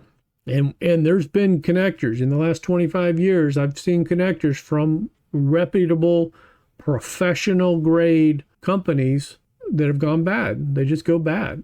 Surprise, surprise, they don't come with the fixtures anymore because they're terrible. They last you a year or two, and then water gets in them and they rust out. And there's nothing more frustrating than trying to figure out why the 12th fixture on your line isn't working right when you can't get to it. Somebody just planted new flowers. You just spend the money on quality. Take your time. Do one at a time. Don't do them when you're tired. Just treat it like you were bandaging up your arm. Honestly, don't buy any self-piercing, any self-tapping, anything, any kind of shortcut that has anything to do with your wiring. Just don't do it, please. Here's different connectors you can use. If you got a big thick wire and you need to put 2 of them together, you put them in the tube, you screw it down with his Allen wrench, you put the heat shrink on it, you blow torch it, you melt it down, makes it watertight. The key to good connections is conductivity and watertight. It has to be waterproof. Same idea, put a wire in here, you put a wire in here. Well, let me rephrase that. You put your heat shrink on your wire, then you put a wire in here, then you put a wire in here. You crimp it down, tug on it a little bit, move your heat shrink over, blow torch it, melts it, waterproofs it. Great. Rarely use them, but they're there. These are the most common used, and this is basically the same as a twisty that you would get putting wires together in an electrical box. You twist them together. The same idea. The difference is these have silicone in them to stop the corrosion. So they seal it away from the water. So the best way that I can recommend to do this is strip your wires about 1 inch long, which sounds crazy, but hear me out. Twist them together as hard as you can, and then you cut off the end so that it's not so long, and then you jam it in here and you twist it around. Tug on it, make sure it doesn't come off. Then you bend it back over your wire. You want like a nice 6-8 inch pigtail, and then you zip tie it. Because although these will keep your wires from corroding, they won't always keep your wires from being pulled apart. But if you twist it before you put it in here, and then you twist it properly in here, and then you zip tie the pigtail back onto the wire, then the zip tie is stopping it from being yanked out of this connector. You need 2 for every fixture. So what you do is you take your 12 gauge wire and you cut it, and your 12 gauge wire has 2 conductors. So you run one in here, and then you run one in here from the fixture, then you run one in here, you run one in here from the fixture, and then you run the rest of the 12 in here, and then the other one from the 12. So basically you have 12 gauge coming in, going out. 12 gauge coming in, going out. And then your fixture comes in and comes in.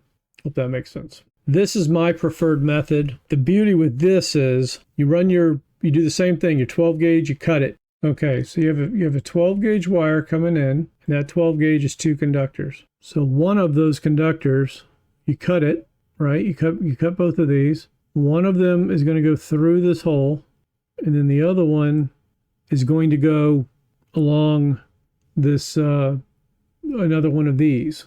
You need 2 of these, this whole system.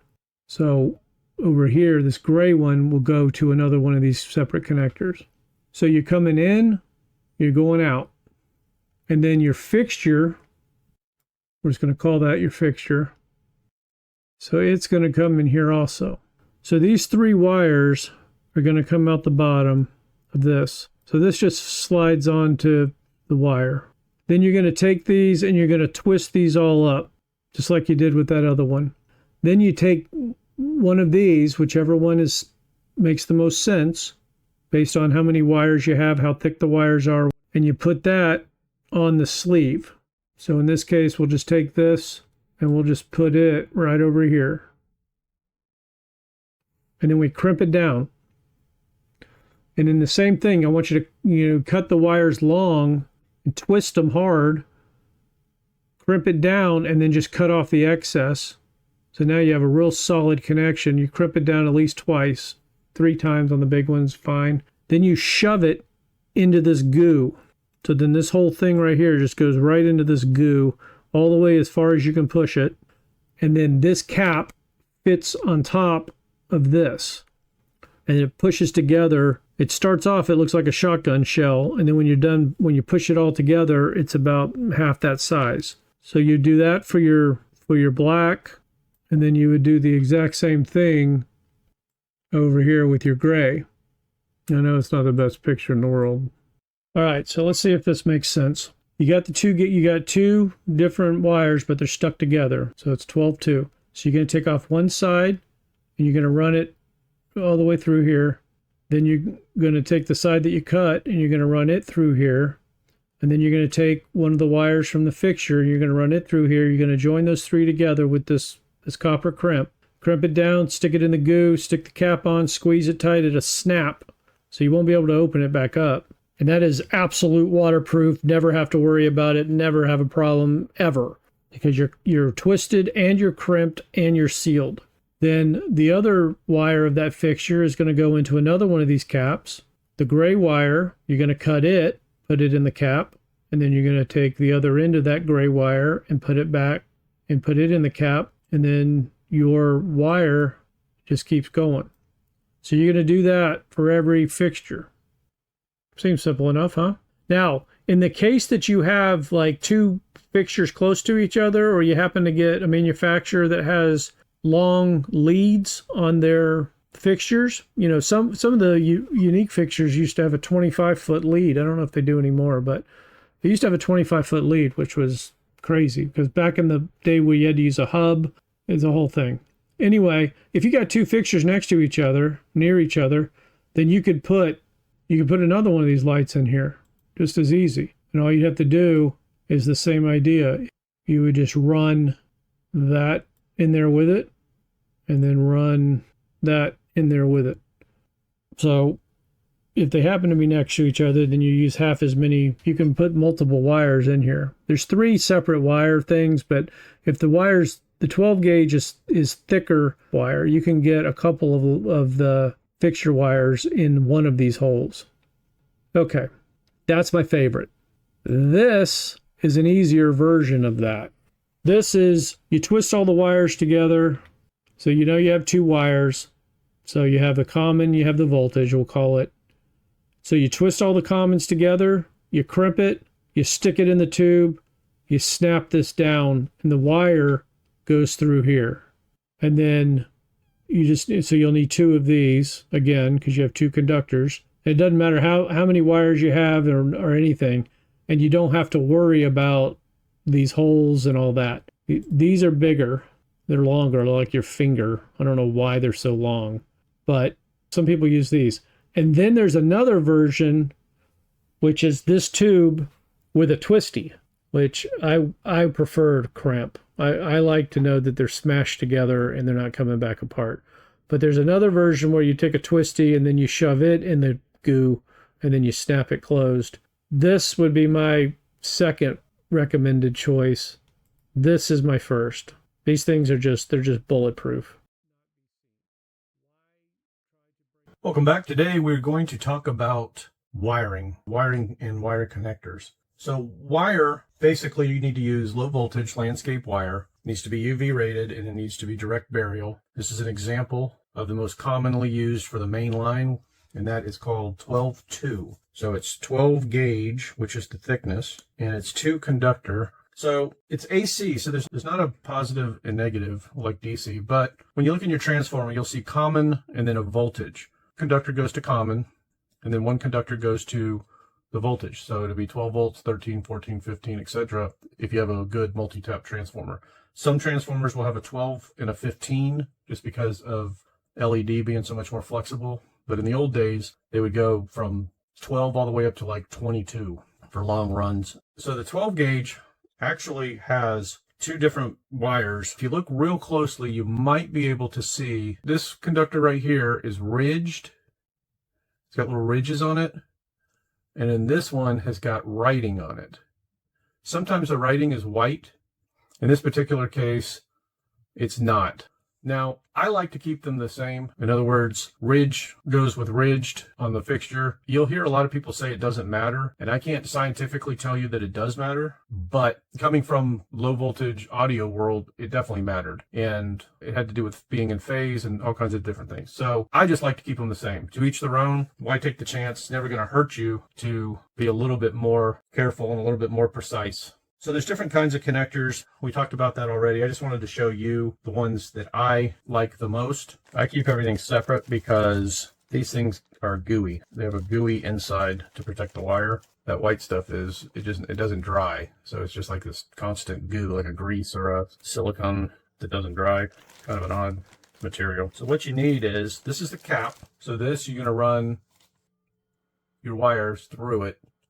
You can put 3 wires through it, or you can put 2 12 gauge wires and then a couple of smaller wires through another one of these holes. So if you had a couple of fixtures right next to each other and the leads were long enough, you could just use one connector. You don't have to use a different connector for each fixture. These come in 2 different sizes with little crimp terminals. So if you were so you had 2 or 3 of these small wires, you could put 2 or 3 together and crimp them down, no big deal. But if you're using 12 gauge or 10 gauge, then generally you want to get into the bigger connectors when possible. You just want to get it to where it makes sense. You don't want to have a lot of gap, and you don't want it to be so tight you can't crimp it down properly. So I usually use the big ones. So we're going to take this wire, okay? So this is, let's call this the rest of your line, coming from your transformer or whatever. And you're just going to run that to every fixture. So you've got a fixture in the field, okay? Ignore this part for now. Doesn't matter if it's 3 feet long or 23 feet long, in my opinion. And then what you do is when you get to the fixture, you just make a little loop. And that loop is just to give you some slack to work with. 12 inches is good. Some people will take this loop and then they'll just tape it here or use a little wire tie. That way when they're running their wire, they don't stretch that loop back out. Some people just do one fixture at a time, and that's okay too. So if you had all of these laid out all over, so you had 10 or 12 of them in the front of the house, and you just wanted to run all your wire first, and then go back and make your connections, then just take that little loop and just make sure you have slack at each fixture. So all you do is you just take this wire and you're going to cut it completely. Now obviously you don't want your transformer hooked up or on. You can just unplug it if you've already connected it to your terminals. So you just cut the wire. Simple enough. Good tools go a long way. So we're going to carefully cut this just right at the end. And the key is to try not to cut any of the insulation off. You want to be able to peel this back without exposing any wire, any actual copper. Okay, so we're peeled back. So what we're going to do now is we're going to go ahead and peel this back a little bit more, just so we know exactly what we're working with. So we have 12-2, now we have the 2 conductors. Then we're going to do the same thing with the other side. So basically this is going to be kind of an in and an out. Okay, so we have this side split as well.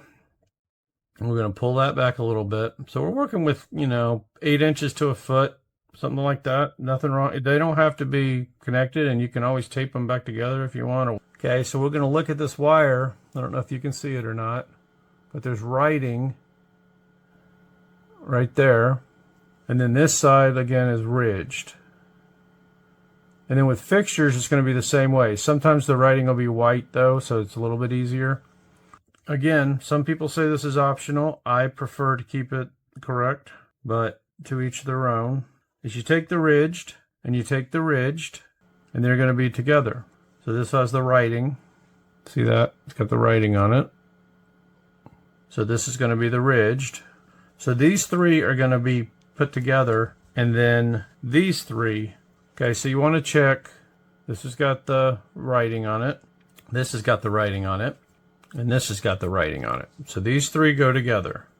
Everybody can do their own thing here, but I think it's very advisable to just go ahead and mark these in an easier way. You can use electrical tape, you could use painter's tape, you can use whatever you want. I'm at my desk, so I'm using Scotch tape. And now I know that those three go together, so that I won't make any simple mistakes. If a bee's chasing me, or I get a phone call, or start sneezing, or whatever the case may be, I know that those three go together. And I know that I'm going to double check ridged, ridged, and ridged, that these three go together. And I'm taping them down here because I'm going to need to be able to get to the stuff later. So these are going to be your connectors. So you're going to have one of these on each end. And it's pretty simple, really. You take this and you run the wires through it.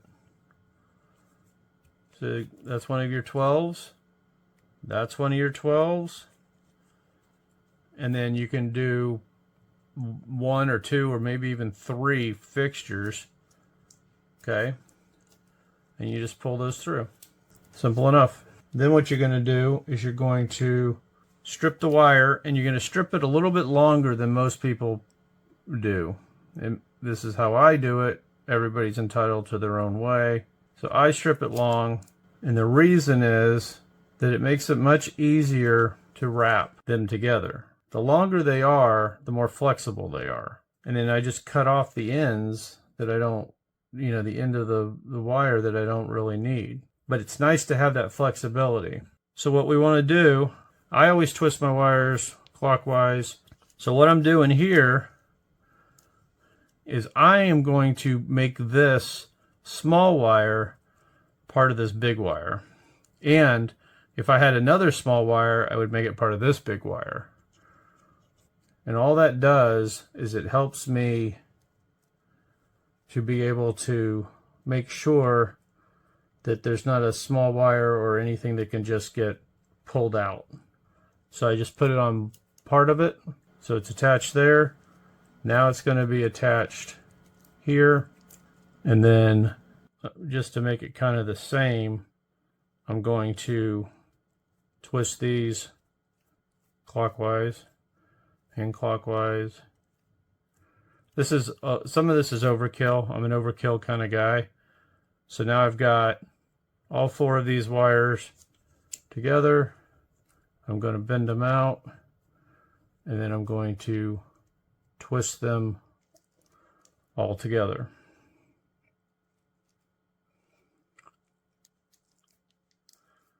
Okay. So we've got this whole thing going here, and that's not going to come apart. Okay? And you can tell that all the metal's touching all the metal. All the copper's touching all the copper, I mean. And then this is your crimper. And I want a bunch sticking out the end, because I know that there's wire that isn't in this tip that's down here. But I know that from this point to this point, from this point to this point, that's all the conductors twisted together for sure. Well, now I've got this metal crimp, and then I'm just going to bend this over. Why am I going to bend it over? Because it just stops it from coming off the end. while I'm crimping. And then I'm just going to take my crimpers, and if you look at these crimpers, you'll see it says non-insulated and insulated. So if you were using those little plastic butt connectors that have the little aluminum inserts in them, then you would crimp it in this area. I'm using raw metal, so I'm going to crimp it in this area. So that little prong there is going to go into that hole, which is going to make like a buckle. So I carefully, probably better to put it this way so that the hole is at the bottom. So it just sits in that hole. And I'm going to push the wire as far as I can in without being difficult. I'm going to look at it real quick, and I'm just going to crimp it down. Now, quality crimpers go a long way because they give you more torque. And if you noticed, so you can see how this has got like a buckle there, so it makes it more difficult for it to come off. And then I'm going to crimp it again the same way on this at the top. And you're squeezing about as hard as you can unless you're a bodybuilder or something. That's not going anywhere. Now, you can do whatever you want. You can leave this, just bend it back over, or if it's a little frayed and stuff like this one is, you can just cut it off. It's no big deal because you're already crimped in here pretty good. So now all I do is I take this little cup of goo and I'm going to shove this as far in here as I can. If you notice where the goo is, it's going to cover all the way past the copper onto the wire. If I can get this all the way to the end, which I can because it's super soft. So that's it. I'm right at the end. And then all you do is you just take this and you put, this is going to go into here and it's going to snap. So you got to be sure that everything's right before you snap it closed because you can't open it back up. And that's just to make sure it's 100% watertight and that it doesn't come apart, that kind of thing. So you go ahead and verify everything's good. You push these down.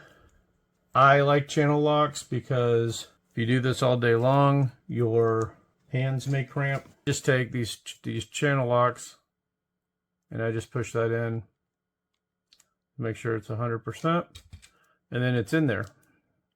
Now if you take this, there is no way this wire's coming out. But to be 100% sure that that wire is not coming out, I do two things. The first thing I do is I tape it. Electrical tape, really? Yeah. I tape everything. I tape wire nuts inside junction boxes and light switches. I tape everything because there's no disadvantage other than it gets sticky. So if you look at this from this standpoint, you probably can't even see. It's basically sealed up because there's these little, those holes have a little flap that are cut like a star. And once the wire goes in, it kind of wraps around it and then kind of grabs it and kind of seals around it a little bit. Then you've got the goo inside that's really weatherproofing it. And then you've got the fact that it's crimped together. So God forbid, even if water got to it, yeah, it's going to corrode, but it's not going to come apart. But regardless of all that, I'm going to tape it. And when I tape it, what I'm doing is I'm coming around the bottom here several times. And then I'm going to go over this lip, which is only, maybe halfway over the lip. And then I push this in. I kind of fold it down, almost like a strain relief on a power cord. Okay. And then I'm going to come back around, do the same thing at the top. This is complete and utter overkill, but I do it and I feel better about it. Okay. So now I'm coming up over the top. Then I'm going to be silly enough to go ahead and go across the top, which again is absolute overkill. And then I'm going to start at the top and I'm going to go back and put another layer on. Why am I doing this? Because there's nothing worse than a bad connection a year later or 2 years later when you got to dig it all up and deal with it. These connectors are permanent. So you can't take them apart anyway. So when you tape them up, you're not making it any harder on yourself in the future. It's not like I have to unwrap all of this and do all that. You cut it off, you start over. And that's whether it has tape on it or not. So why not just, for an extra 30 cents, tape it all up, make it pretty. Okay, now what am I going to do? Now I'm going to be so silly that I'm actually going to wire tie it back to my main cable. And that's going to make sure that under no circumstances in a real world, without a backhoe or something else, that wire is ever going to go anywhere. Your wires are up in here, they're crimped, they're sealed, they're gooed, and now they're attached to the cable. So if somebody yanks this fixture or whatever, it's not going to affect this at all. And then all you do is you do the same thing with this side. What I would do is I would end up wire tying it this way, and that helps it all flatten out. And this thick wire is going through here on both sides, and it would be wire tied to the thick wire. It really isn't going to go anywhere. If you wanted to be super crazy, you could fold this over, you know, and then wire tie this whole thing together like this. But I don't know if that's necessary. So you're going to do another one of these connectors. It's going to look just like this one. And then that's your fixture. So this fixture would be here. And then this is the line that keeps going, that's going to go to the next fixture. So it came from here. We attach this fixture, and then it's going to go to the next fixture. I hope that helped, and I will see you on the next video. Now that we've covered the basics, let's ramp it up a notch. Talk about one of the most important aspects of quality landscape lighting, system design. Okay, so here's a basic house. Nice house, not a huge house. What are we going to do with this house? We always give you options. Whatever you want to do, we're going to do it. What I would do is I would light this tree. I would light this tree. I would also light it from the back and light it from the back. But I'm going to leave that off for now. I'm just going to light it from the front, light it from the front. I'm going to put fixtures on the other side of this hedge that are going to graze this wall right here. So I'm going to highlight this area. I'm going to highlight this area. I'm going to highlight this area, this area, this area. There's already a porch light. We're going to make sure that matches the same color as the landscape lights. We're going to put one here. We're going to put one here on this wall. And then I'm going to put one up here, pointed about 45 degrees, and one here about 45 degrees. What is that going to do? It's going to illuminate the house in a soft, glow.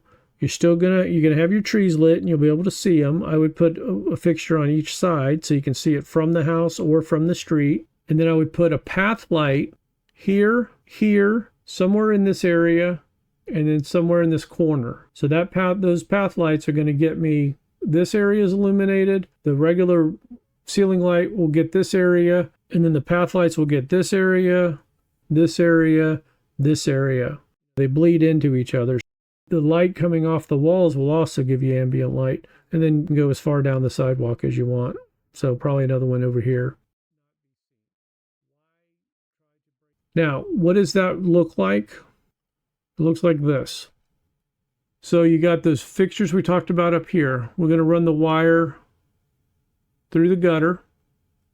We're going to come down either through the downspout or behind it up to the customer, and then that's going to go to the transformer. This fixture pointed up, this fixture, these two are together. We're going to go, so you go here and here, and then you got these two, and then you got these, and they're all connected.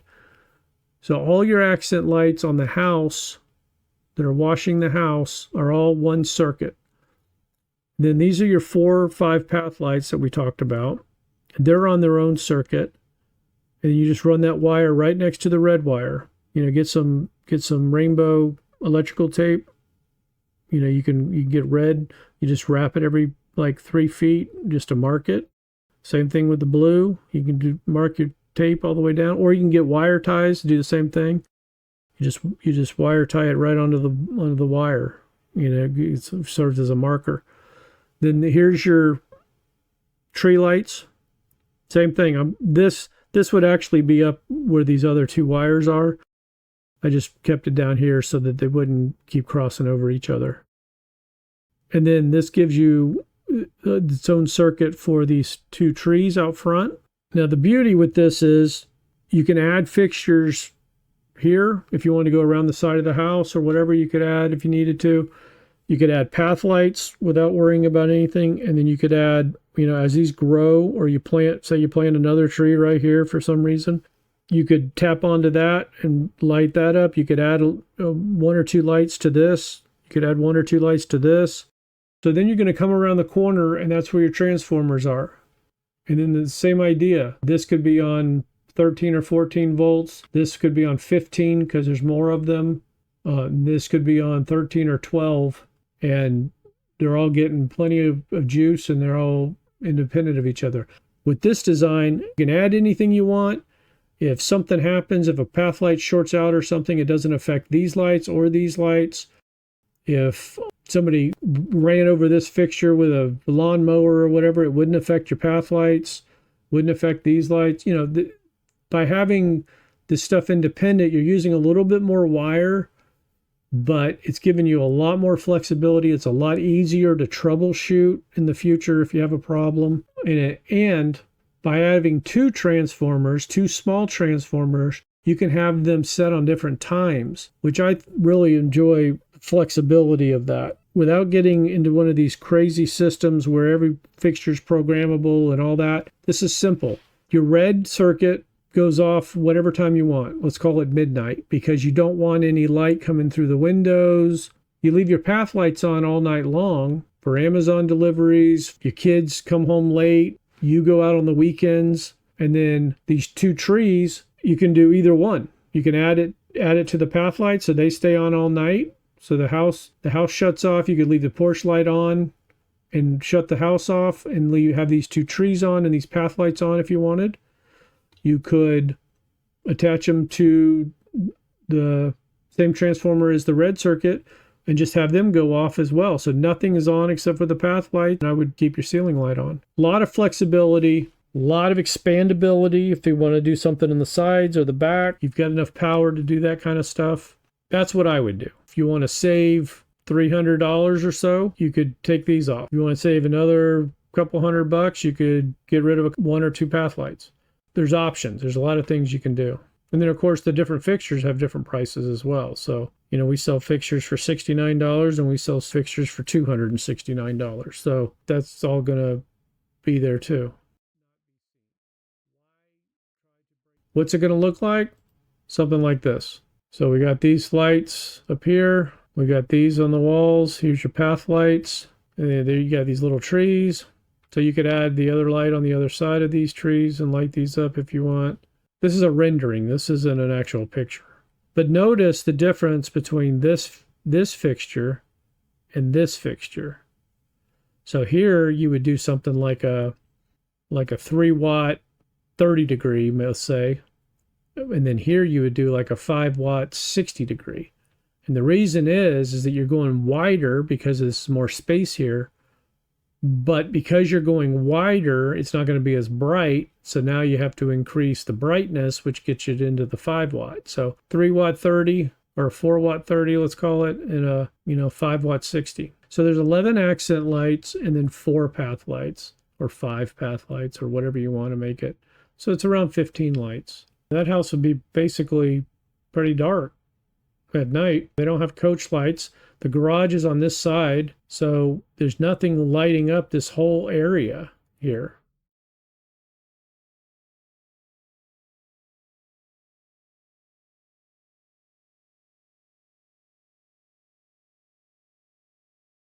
Now, if you wanted to even save more money, you could go one light here, one light here, one light here. That's 3, 4, 5, 6, 7, 8. You could get away with 8 lights to start with. 8 lights would give you 3 path lights. It would light this area up. It would light this area up. You turn this light on, so you'd have a little bit of light in here. So this is lit, this is lit, this is lit. And then you've got a couple of path lights. And then down the road, you light the trees. And then you can light this area right here. And you can add a couple of path lights if you need them. And then you can do these later too. A lot of expandability, a lot of options. But this is basically what we try to do, and each house is different. Sometimes we can do a rendering like this, sometimes we can't. But you're always going to get a wiring diagram and fixture placement, and then we talk about each individual fixture. How far off the wall should it be? Where should the head be aimed at? What kind of bulb goes in it? That type of thing. But some of this stuff is personal preference. You take these path lights, and you leave enough slack on them where you can move them around in this whole garden area. There's even companies we can custom order taller path lights if maybe we want to get some of the flowers in there. Maybe we want to put one right in the middle of there if you can. Maybe it's not, as long as it's below this window or whatever. There's so many options, and it's modular. You can just add as you need to add. As long as you got good transformers and good wire and a good plan, you can add as you need to.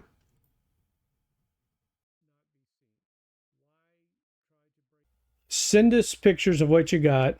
We're going to get you a price. We do charge for design, but we apply your design fees towards your purchase. And that's just stopping us from designing everybody's system and then they go out and buy garbage fixtures. So you send in your pictures. We charge you a nominal fee, give you our opinion, ask what your desires are. And then what I'll do, and I do all the designs myself. So this is John, and I do all the designs. So what I'll do is I'll take your input and I will give you options. So I'll say, hey, we can do the front of the house and these 2 large trees. And then down the road, you could add these 3 trees, whatever the case may be. Everybody's individually. And that's what's so important about design, is that every house is different. We don't just sell a box of fixtures. We don't just sell a box of expensive fixtures. Some guys do that where you get 10 fixtures for $1,000. Okay, great. But what if it's not the 10 fixtures that you really needed? A lot of times fixtures come with lamps. Well, how do you know what lamp I need? There's literally 20 or 30 different lamps that will fit in that same fixture depending on what you need. So very different when you're getting it professionally designed. So what I do is I design it just like we were installing it. So I'll design it like a regular system, and I'll give you a quote like a regular system. The only difference is there's no labor on there because you're doing it yourself.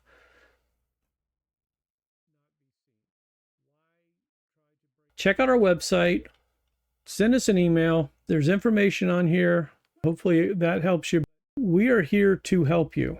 We are here to show you what is possible with just a little bit of knowledge and a little bit of hard work. You can really make a beautiful, beautiful system for your home. And I think that once you have it, and once it's installed properly, and once you troubleshoot whatever issues you might have and we help you, I think you're going to be amazed. I think you're going to be really, really pleased at what you can do. And you don't have to do it all in one shot. You don't have to rip your stone wall apart to put in hardscape lights and all that. I mean, there's solutions. You can do the 20% to get you the 80%, and then you can tweak out the little stuff later. I think you'd be really, really surprised at the difference between quality product, quality design, and a quality install compared to anything you can buy in a store. It's a different world.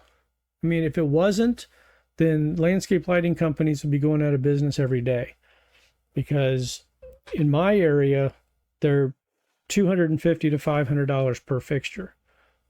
So you can't charge that kind of money if you're not getting that kind of results.